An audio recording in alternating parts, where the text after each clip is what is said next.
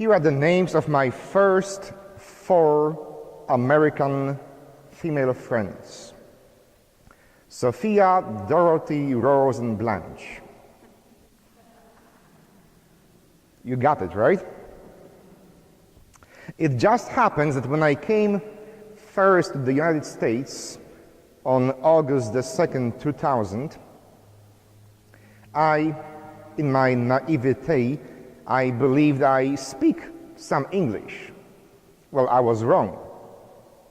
I turned on the CNN channel my very first evening, and I could not understand anything what they were saying. They were speaking so fast that I could not follow. The only sounds I could comprehend was Clinton, Bush, and that was it. I didn't get anything of what all these news channels were talking really fast.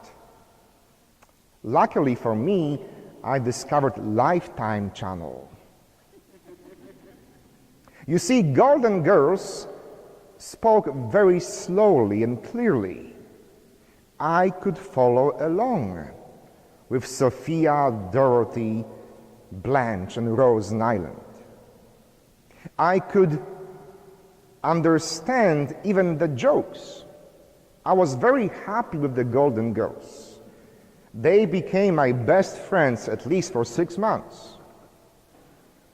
I remember one particular scene when Blanche Devereaux is coming home early morning from one of her many nightly escapades, and there is sweet little Rose Nyland from St. Olaf, Minnesota, waiting for her on the sofa and giving her the guilty look, to which Blanche says, "Oh, come on, Rose, I am not doing anything illegal." To which Rose Nyland says, "Blanche, just because it isn't illegal, it doesn't mean it's right." You see, this was typical Rose Nyland. Rose looked at the world through pink glasses. Everybody was good in her opinion. Everybody had a chance for salvation and redemption. Nobody, according to Rose Nyland, nobody was condemned or lost. Nobody was beyond salvation, including Blanche Devereaux. Even she could be improved, or so Rose believed. And I think that this is somewhat of a pink-colored glasses that the Gospel of Matthew is inviting us to look through at other people. Today's text is taken from the 5th chapter of Matthew. And I hope you know by now that Matthew is writing his text with a particular audience in mind.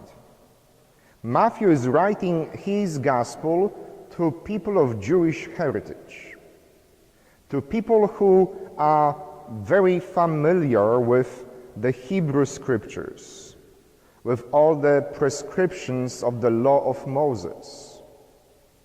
Matthew's readers would be intimately familiar with the 10 Commandments and 600 plus other prescriptions of the Jewish law. Matthew's readers would know that the 10 Commandments can be found in Deuteronomy chapter 5. And they would know very well that those 10 Commandments are followed by a long list of abomination this, abomination that, abomination this, etc., etc. Matthew's readers knew the law of Moses. And that's why Matthew is giving us a different kind of law. You see, this passage that we just heard today is taken from the 5th chapter of Matthew. And the 5th chapter of Matthew begins with what? The Beatitudes. We just heard it 2 weeks ago. Blessed are the poor in spirit, blessed are the peacemakers, etc., etc. Just as the 5th chapter of Deuteronomy began with the 10 Commandments, the 5th chapter of Matthew begins with the new kind of 10 Commandments. Matthew says, this was at the time of Moses, and now at the time of Jesus, I give you new way of looking at your life. Use the prism of the 8 Beatitudes. Do not limit yourself just to what is permissible and not. Thou shalt not. Matthew says, go beyond that. There is more to life than only the lowest common denominator. As long as I am not doing anything illegal, says Blanche, I'm fine. There is more to life than just not doing anything illegal or forbidden. Go beyond that, says Matthew. And right after the Beatitudes, Jesus explains, you have been told, thou shalt not kill. But that's not enough. For when you really hate someone, when you nurture the anger and faith in your heart, you are already breaking this commandment.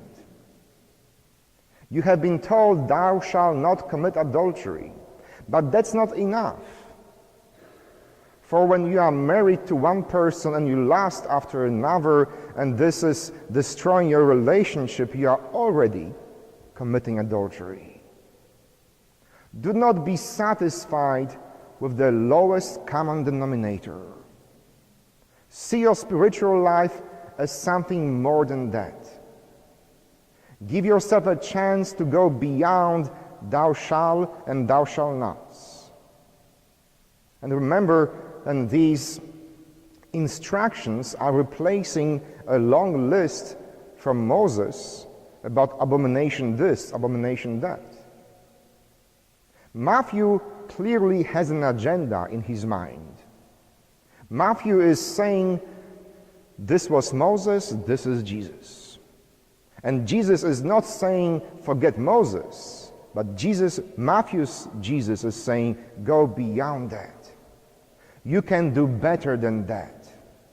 You are not limited by your past mistakes. You are not limited by what you have failed to do so far. There is hope and there is redemption for each one of you. This is the message that Matthew is trying to communicate to his audience. And as people of faith, as Christians, we all need to be a little bit more like Rose Nyland from St. Olaf, Minnesota. We have to learn how to believe that nobody is beyond redemption. We have to spread the news that even Blanche Devereaux can be saved. We have to believe that each one of us is not defined by our past failures. That each one of us has a chance for redemption. That each one of us has been called to go beyond the lowest common denominator. So if you call yourself a Christian, if you think of yourself as a follower of Jesus, from once in a time, turn on your Lifetime channel and watch a rerun of The Golden Girls. And if there is hope, if there is redemption for Blanche Devereaux, there is hope for you and me as well. Amen.